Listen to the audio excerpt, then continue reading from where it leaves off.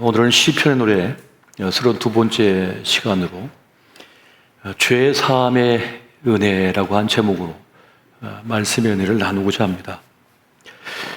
이전에 단단히 묶었던 매듭도 시간이 지나면 느슨해집니다. 그것처럼 이전에 우리 견고했던 믿음도 시간이 지나면 느슨해지는 것 같습니다. 그렇게 볼 때 오늘 지금 이 순간은 우리의 믿음을 다시 여미고 단단히 매듭을 씌울 그러한 때가 아닌가 싶습니다. 우리 믿음의 시작점은 은혜의 체험, 은혜의 경험인 것이죠. 전적인 하나님의 은혜를 경험함을 통하여 우리의 믿음은 시작되어졌습니다. 아기들이 어머니의 품에서 무조건적인 은혜의 사랑을 받습니다. 무조건적인 지지를 받으면서 그렇게 아이들이 자라납니다. 그 경험을 통해서 신뢰가 쌓이게 되는 거죠. 그 신뢰가 쌓여서 견고한 믿음이 됩니다. 엄마는 안전하다. 엄마 품은 평안하다. 안식을 누린다라고 하는 그 경험을 하게 되는 것입니다. 그 사랑의 터 위에서 아이들은 세상을 살아갈 힘, 자기의 존재감, 자존감을 갖게 됩니다. 그래서 그 험난한 세상을 이길 힘을, 그 내적인 힘을 가지고 세상을 향하여 한 걸음, 또 한 걸음 그렇게 내딛게 되는 것입니다. 허물이 있고 부족함이 있지만은 그 절대적인 지지와 사랑의 힘 덕분에 세상의 압력에 찌그러지지 않는, 무너지지 않는, 부서지지 않는 그런 믿음, 그 내적인 힘을 갖게 되는 것입니다. 나를 아껴주고 사랑해주는 그 존재의 크기가 그 세상의 문제를 압도하는 것을 경험했기 때문인 것입니다. 그렇게 하나님의 은혜를 다윗은 경험했습니다. 하나님의 은혜를, 전적인 은혜를 경험하게 된 것이에요. 오늘 시편은 밧세바와의 사건 이후에 하나님의 은혜를 경험한, 용서를 경험한 다윗이 쓴 시입니다. 그래서 다윗의 마스길, 표제를 보면 교훈이다 이렇게 말하고 있는 걸 보게 되죠. 다윗은 스스로를 향해서 난 복이 있다. 나는 복이 있는 사람이다. 이렇게 고백을 하고 있습니다. 오늘 본문의 말씀 시편 32편 1절 말씀을 같이 한번 보겠습니다. 자, 시작. 허물의 사함을 받고 자신의 죄가 가려진 자는 복이 있도다. 아멘. 나는 허물의 사함을 받았다. 하나님께서 죄를 가려주셨다. 나는 복이 있는 사람이다. 그렇게 지금 그가 고백하고 있습니다. 죄로 인하여 인생들은 망합니다. 죄의 싹슨 결과는 멸망이기 때문이었습니다. 죄로 인하여 사람을 망하는 것이에요. 그런데 하나님께서 그가 만든 죄, 그 죄가 일으킨 불길에 불타지 않도록, 그 불길이 더 이상 치솟지 않도록 주님께 막아주셨습니다. 가려주셨던 거예요. 하나님의 전적인 은혜가 그 죄의 힘을 압도하는 것을 다윗은 경험했던 것입니다. 그래서 그는 나는 복이 있는 사람이다. 나는 복이 있는 사람이다. 라고 하는 고백을 지금 하고 있는 것입니다. 사실 그냥 하나님께서 다윗을 끝내실 것 같았으면 나단 선지자 안 보내죠. 사울 왕에게 사무엘 선지자를 보내서 꾸짖지도 않습니다. 그냥 끝낼 것 같았으면 그냥 그 밤에 그냥 들어가면 되잖아요. 또 굳이 왜 시간을 씁니까? 에너지를 씁니까? 기회를 주기 위해서. 아끼시기 때문에 나단도 보내고 사무엘도 보내고 했던 거잖아요. 하나님의 은혜라는 거죠. 은혜가 작동하고 있다는 겁니다. 다윗은 죄의 끔찍함을 알았던 거고요. 그래서 그 은혜를 깨달았던 거예요. 그 죄에 가려진 그 죄를 해결해 주신 하나님의 은혜에 그것을 경험했던 거죠. 그런데 사울 왕은 좀 달랐습니다. 사울 왕은 하나님의 죄 사함의 은혜를 소홀히 여겼습니다. 돈 있고 권력이 있으면 죄 따위는 문제가 되지 않는다고 여겼습니다. 죄를 없다고 하면 되지 뭐. 권력으로, 힘으로. 법을 바꾸면 되지 뭐. 죄 없는 걸로. 법을 새로 만들면 되잖아요. 나만 적용되는 법을 만들면 돼요. 왕은 어떤 죄를 지어도 면제하고 법을 만들면 되잖아요. 돈과 권력이 있으면 얼마든지 그 죄를 없다고 할 수 있다고 여겼던 거죠. 다수면 뭐 동성애도 죄가 아니다. 불륜도 죄가 아니다. 몇 급 이상은 남의 땅을 빼앗아도 죄가 아니다. 남의 집 딸을 빼앗아도 죄가 아니다. 이미 옛날 중세시대에 있었던 법 아닙니까? 중세시대에 이미 있었다고요. 성주는 어떻게 할 수 있다고? 싫은 부부가 있는데 나는 성주니까 모든 여성은 나하고 먼저 잠을 자고 신방에 들어가라. 실제 있었잖아요.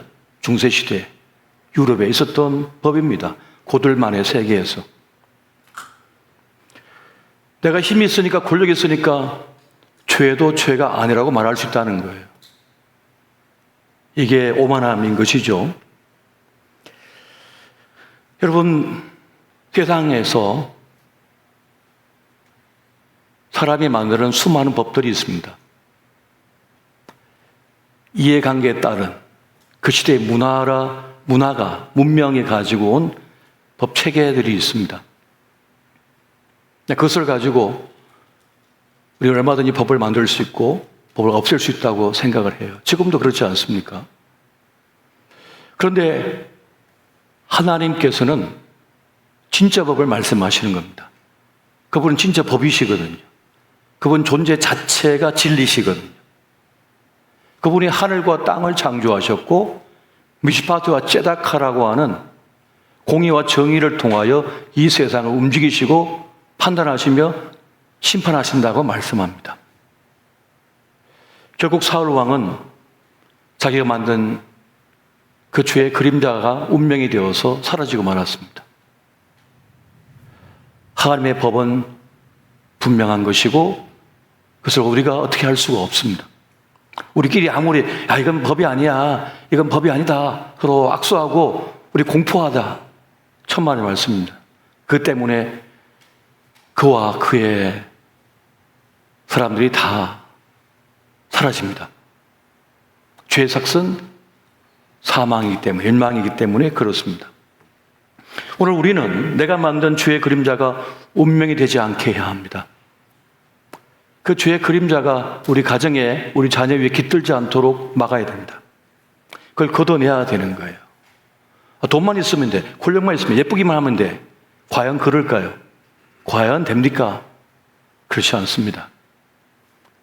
죄는 치명적인 것이고 죄는 무서운 것입니다. 오늘 우리는 죄를 무서워할 수 있어야만 합니다. 죄를 견딜 수 없어야 됩니다. 죄를 끔찍하게 여겨야 되는 것이에요. 그런데 어떤 이들은 죄를 자랑합니다. 나는 이렇게 해도 괜찮다고 생각합니다. 나는 이렇게 행동해도 된다고 생각해요. 내가 이렇게 해도 우리의 집은 아무 문제가 없어. 끄떡없어. 우리 아내는 문제 없어. 나는 이렇게 행동해도 아무 문제 없어. 과연 그럴까요? 그렇지 않습니다. 우리 아들, 우리 딸은 끄떡없어. 내가 이렇게 행동해도 정말 그럴까요? 자식들에게 버림받습니다. 두려워할 줄 알아야 돼요. 우리의 삶의 시간, 그 하루하루가 얼마나 장엄한 하루인지를 알아야 됩니다. 얼마나 소중한 것인지 알아야 되는 거예요. 죄는요, 호락호락하지 않습니다. 죄는 반드시 그 그림자가 되어서 우리 운명을 좌우해버립니다. 그래서 이 죄는 반드시 해결해야 되는 거예요. 그래서 주님은 죄에 대하여 강력하게 경고하지 않습니까? 여러분, 마태복음 18장 8절에서 9절 말씀 같이 한번 보겠습니다. 자, 시작. 만일 내 손이나 내 발이 너를 범죄하게 하거든 찍어내버리라. 장애인이나 다리 저는 자로 영생에 들어가는 것이 두 손과 두 발을 가지고 영원한 불에 던져지는 것보다 나으니라. 만일 내 눈이 너를 범죄하게 하거든 빼어내버리라. 한 눈으로 영생에 들어가는 것이 두 눈을 가지고 지옥불에 던져지는 것보다 나으니라. 아멘. 그 죄에 벗어날 것을 강력하게 우리 예수님께서 좀 경고하고 있으시는 말씀입니다. 그럼 죄를 이기는 길은 어디에 있는 것일까요? 성경은 한 세 가지로 알려주고 있습니다. 먼저는 하나님을 두려워해야 돼요. 구원자이시지만 또한 심판주이신 주님을 두려워할 수 있어야 됩니다. 그리고 그 하나님 앞에 거룩하게 서기 위한, 성결하게 서기 위한 노력을 기울여야만 하는 것입니다. 고린도후서 7장 1절에 보니까 이렇게 말씀을 하십니다. 그런즉 사랑하는 자들아, 이 약속을 가진 우리는 하나님을 두려워하는 가운데서 거룩함을 온전히 이루어 육과 영의 온갖 더러운 것에서 자신을 깨끗하게 하자. 하나님을 두려워할 수 있어야 된다는 겁니다. 하나님 앞에서 겸허히 설 수 있어야 한다는 것입니다. 그러니까 하나님을 선택하는 거죠.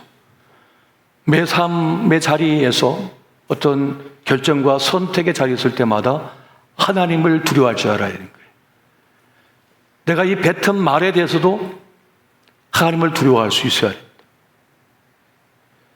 그래서 자신을 지켜낼 수 있어야 되는 것이죠. 사람은 말에 엮이게 돼 있거든요. 말이 허공에서 사라진다고 해서 사라지는 것이 아니죠. 물리학적으로 보면 말은 사라지지 않고 이 지구를 떠돌다가 우주를 떠돈다고 그랬습니다.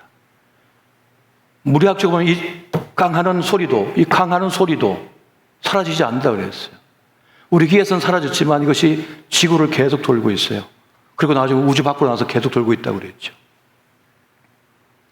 하늘에서 사분친다는 그 시적인 표현이 단순히 시적인 표현이 아니라 물리학적으로도 증명되는 거잖아요. 우리가 이 뱉은 말이 우리를 엮이게 만든다는 말이죠. 그래서 우리는 하나님을 두려워하는 마음으로 거짓말이나 누구를 시험들게 하거나 누구를 함정에 빠뜨리는 말은 절대 하지 말아야 됩니다. 그 말에 대한 책임을 주님께서 지게 만드시니까. 그래서 우리는 자신을 깨끗하게 할 수 있어야 된다는 것을 말씀하는 거죠. 또 한 가지는 죄를 이기기 위해서 우리는 하나님 말씀을 우리 마음 중심에 둘 수 있어야 된다고 말씀합니다. 시편 119편 11절 보니까 이렇게 말씀해요. 내가 주께 범죄하지 아니하려 하여 주의 말씀을 내 마음에 두었나이다. 세상의 말이 아니라 하나님 말씀을 내 귀에 두고 내 마음에 두는 거죠. 내 중심에 두는 거예요. 주의 말씀을. 그러면 그 죄의 유혹 속에 넘어지지 않고 나 자신을 지킬 수가 있는 겁니다. 하나님 말씀이 나를 장악하도록 그 말씀을 늘 가까이 하고 그 말씀을 묵상해야 되는 거죠. 그걸 할 때라야 우리는 죄를 이길 수 있는 사람이 된다는 것입니다. 그래서 죄가 들어와 버렸어요. 죄를 지어버렸어요. 그럼 어떻게 해야 될까요? 죄가 나에게 들어와서 나를 파괴하고 있다면, 그 죄가 불타오르고 있다면 어떻게 해야 될까요? 그 집이 불타올라서 우리 집을 불태우고 있고 우리 자식들을 불태우고 있다면 어떻게 해야 될까요? 그렇다면은 그 죄의 현실 속에서 하나님 앞에 엎드려야 되는 것입니다. 시편 32편 5절 6절 말씀 같이 한번 보겠습니다. 시편 32편 5절에서 6절까지 말씀입니다. 자, 시작. 내가 이르기를 내 허물을 여호와께 자복하리라 하고 주께 내 죄를 아뢰고 내 죄악을 숨기지 아니하였더니 곧 주께서 내 죄악을 사하셨나이다. 셀라. 이로 말미암아 모든 경건한 자는 주를 만날 기회를 얻어서 주께 기도할지라. 진실로 홍수가 범람할지라도 그에게 미치지 못하리이다. 아멘. 어떻게 됩니까?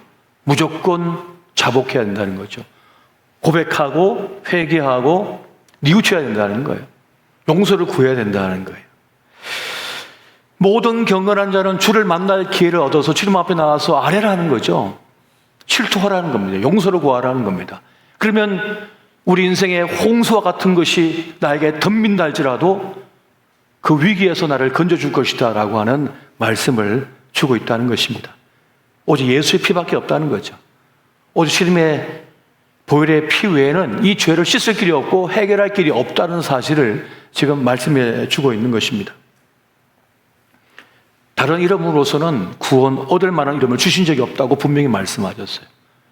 그 죄의 현실이 있다면 그것을 가지고 주님 앞에 엎드릴 때라야 살 수가 있는 거예요. 그래서 하나님께서 나단 선지자를 보내서 다윗에게 기회를 주신 거잖아요. 엎드리라고, 회개하라고 기회를 주신 거예요. 근데 다윗은 죄를 깨닫고는 참회하며 통곡하며 하나님 앞에 엎드리잖아요. 그것이 다윗을 살려버린 거예요. 그래서 살려버린 겁니다. 근데 사울 왕은요, 무마시킬 수 있을 거라고 생각했죠. 나는 힘이 있으니까 힘으로 그를 억누를 수 있다고 생각했어요. 누가 나에게 감히 어찌 할 수 있겠는가 싶었겠죠. 근데 권력이란 거, 돈이란 거, 건강이란 거, 예쁨이란 거 한순간에 지워질 수 있는 거 아닙니까? 그렇게 대단해 보이십니까? 어마어마하게 보이십니까? 하룻밤 사이에도 사라질 수 있는 거잖아요. 돈을 왜 건드립니까? 사람만 데려가면 그만인데요. 그렇게 대단한 것이 아닙니다, 사실은. 우리는 그렇게 어마어마 대단하게 여기고 있는 거, 그러나 그렇게 대단한 것이 아니라고요. 하나님 외에는 그렇게 대단한 것이 없습니다. 오직 주님만이 진리이시거든요. 다른 이름으로서는 구원 얻을 길이 없대요. 돈의 이름으로 안 된대요. 권력의 이름으로 안 된대요. 지식의 이름으로 안 된대요. 오직 주님의 이름으로 우리는 구원받을 수 있다고 말씀하고 있습니다. 여러분, 예수님의 공생의 사역 가운데 수많은 사람들이 예수님을 찾아왔습니다. 그 이유는 병고침을 받기 위해서였습니다.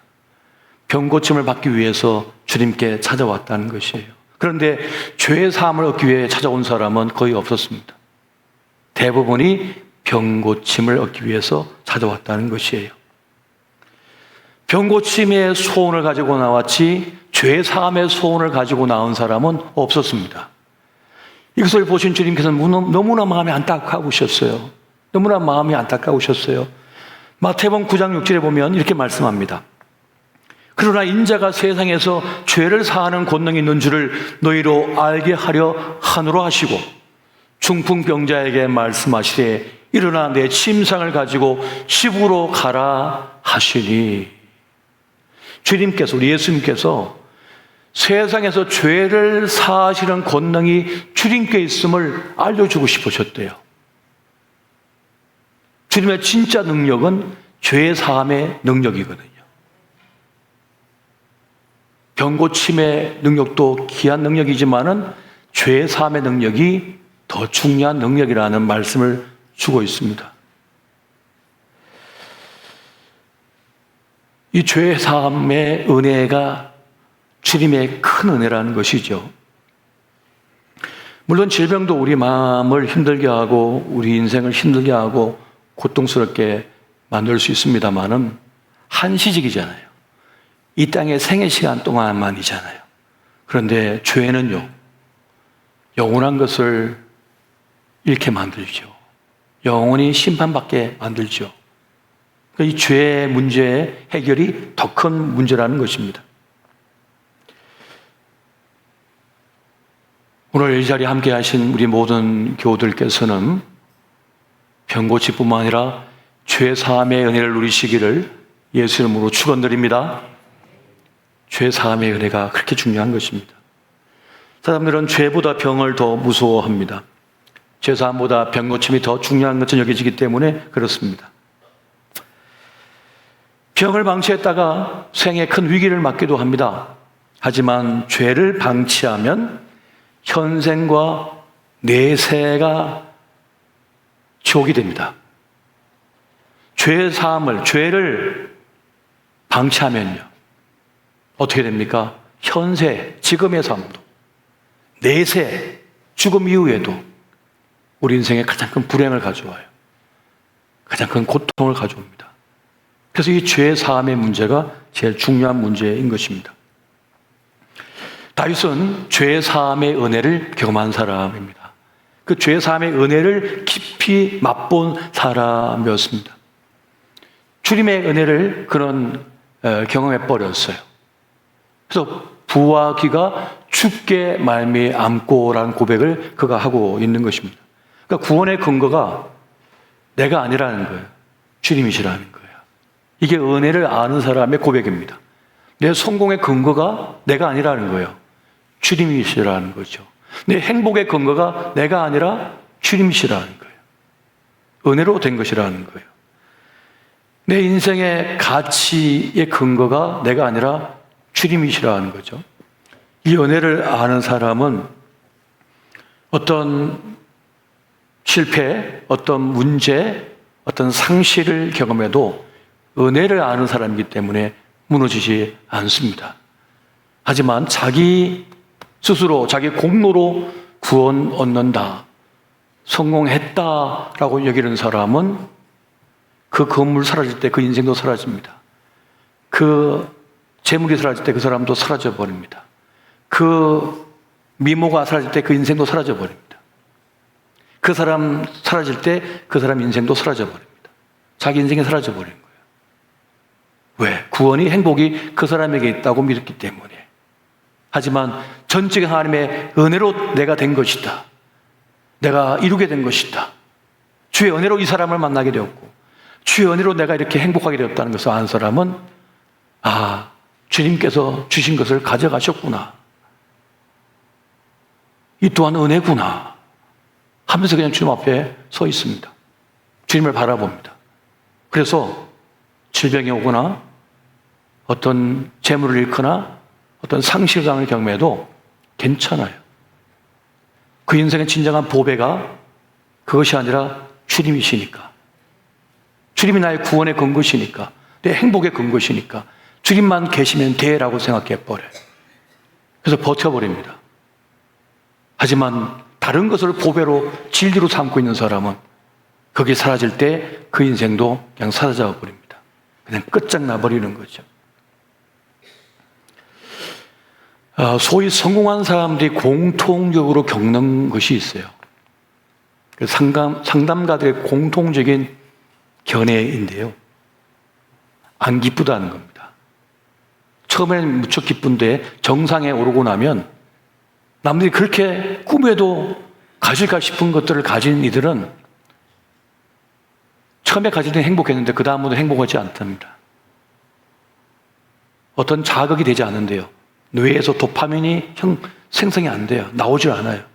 왜냐하면 똑같거든요. 그래서 더 자극을 원하는 거예요. 더 큰 자극을 원하죠. 피를 흘리거나 아니면 더 강렬한 도파민을 쏟게 만드는 약물을 취하거나 그런 쪽으로 흐르게 된답니다.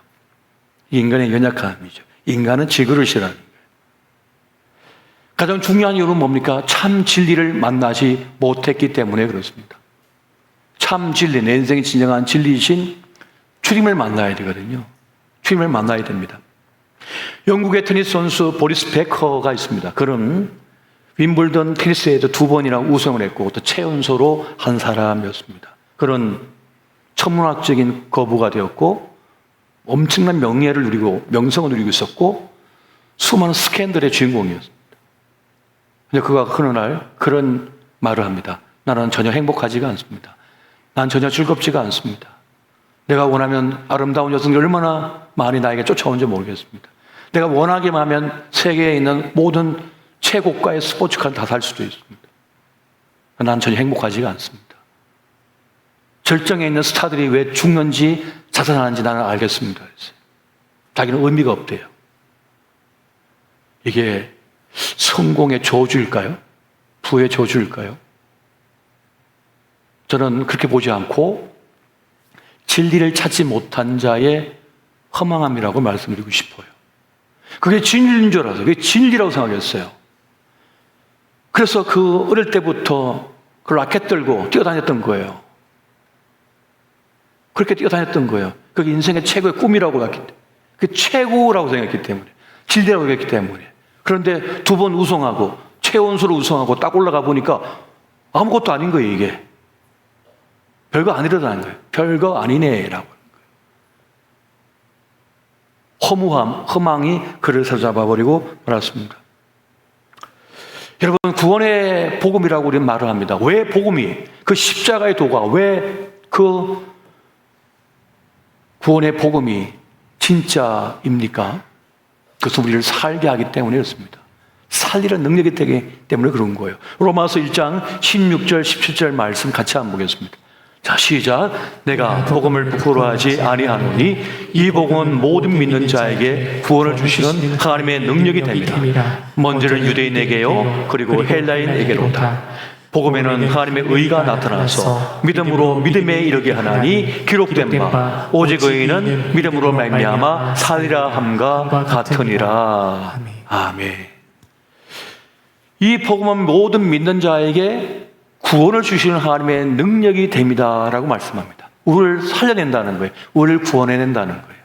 어떤 좌절감, 절망감, 허무에서 이 구원의 도, 이 복음, 예수 그리스도는 우리의 구원자시다라고 하는 이 진리가 우리를 살게 만든다는 거예요.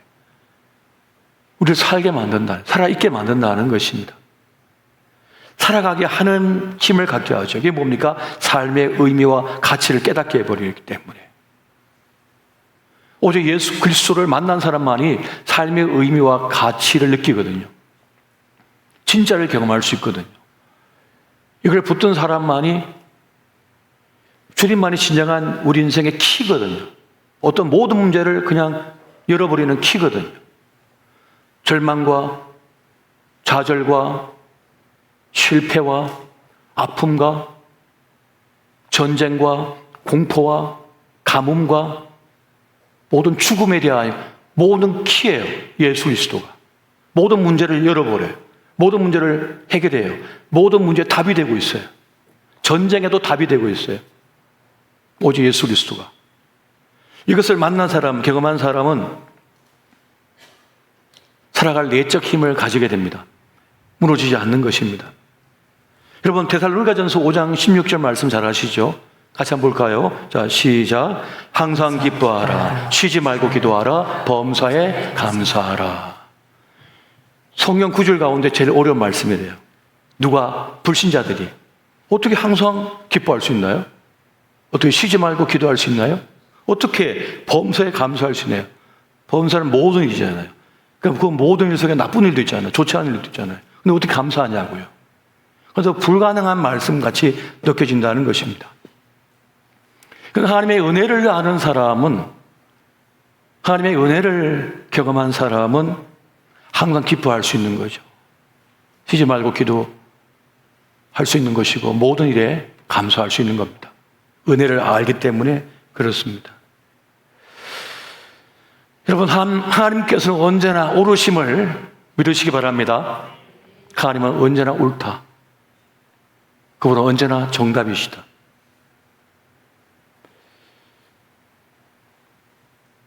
주님은 죄만 보지 않으십니다. 주님은 우리의 죄만 보지 않으십니다. 다윗은 죄인이었잖아요. 10계명의 4계명을 한 번에 어긴 사람이었습니다. 그런데 죄만 보지 않으시고 다윗의 좋은 면을 보셨어요. 그에게 기회를 주셨습니다. 심판받아 마땅히 추구할 죄인으로만 본 것이 아니라 잃어버린 영혼으로 보신 거예요. 넘어진 영혼으로 보신 거예요. 탕자로 보신 거죠. 아버지 유산을 다 상실하고 잃어버렸어. 손해를 끼친 죄인으로 본 것이 아니라 돌아와야 할 탕자로 본 거예요. 잃어버린 나의 아들로 본 거죠. 이게 주님의 시선인 것입니다. 그래서 하나님은 언제나 옳다는 겁니다. 그분께 답이 있다는 거예요. 그래서 다윗이 엎드려 통곡하며 회개할 때, 참회할 때 하나님의 사죄의 은총이, 은혜가 주어졌습니다. 그래서 다시 살 길이 열려진 거잖아요. 위대한 왕으로 설 수 있는 기회가 주어진 거잖아요. 이것이 하나님의 은혜라고 하는 것입니다. 이것을 알기 때문에 우리는 죄를 지었어도 주님 앞에 나갈 수가 있는 겁니다. 주님은 나의 죄만 보시는 것이 아니라 나의 가능성을 보신다. 나의 좋은 면을 보신다.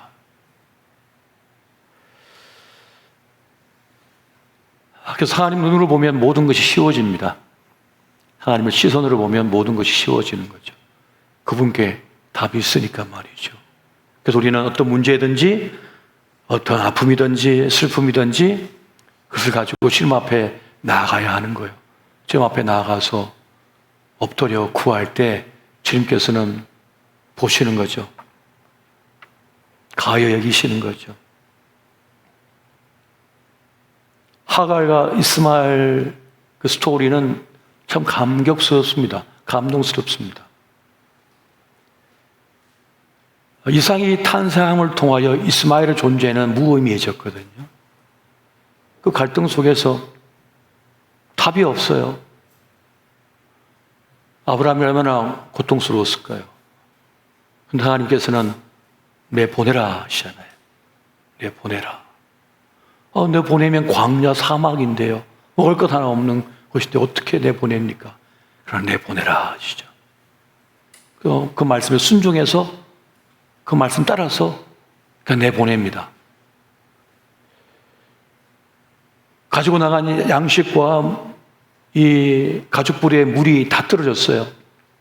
이제 목이 타들어가고 이 기아 속에 빠진 그 아들의 그 절규를 보면서 이 어머니는 갇히지 못하고 장정에 활을 쏴서 보낼 수 있는 거리까지 떨어져서 아들의 마지막 죽어가는 장면을 봅니다. 그때 천사가 나타나서 이 아이의 부르짖음을 내가 들었다 하면서 하나님 말씀을 전하죠. 이 아이도 하나님께서 기억하셔서 한 민족을 이루게 하시겠다라고 말씀하시고 그 은혜가 주어집니다.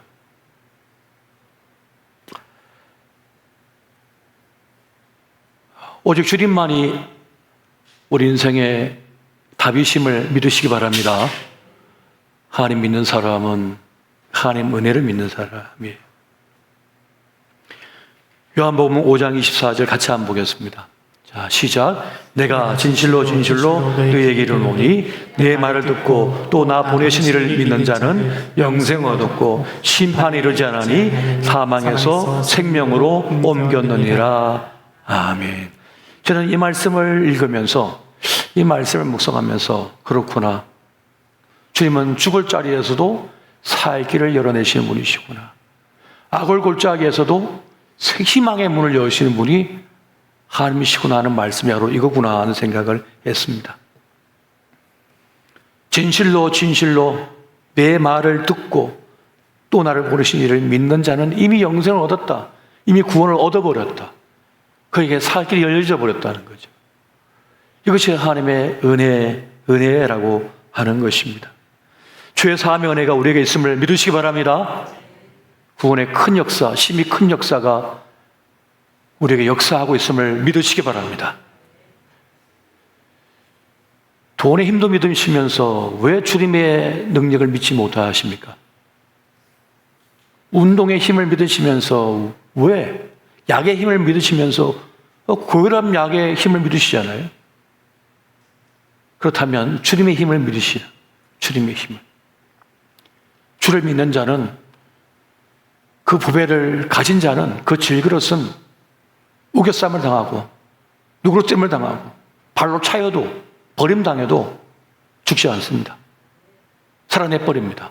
심히 큰 능력이신 주님께서 그에게 역사하시니까 말이죠. 그래서 여러분 지금 어떤 문제, 어떤 어려움 속에 있든지 또 어떤 죄 속에 있든지 상관이 없이 오직 주님만을 바라보시고 주님만을 기대하시고 오늘 다윗과 같이 그렇게 엎드려 하나님의 죄 사함의 은혜, 구원의 큰 능력을 누리시는 저와 여러분 되시기를 예수 이름으로 축원드립니다.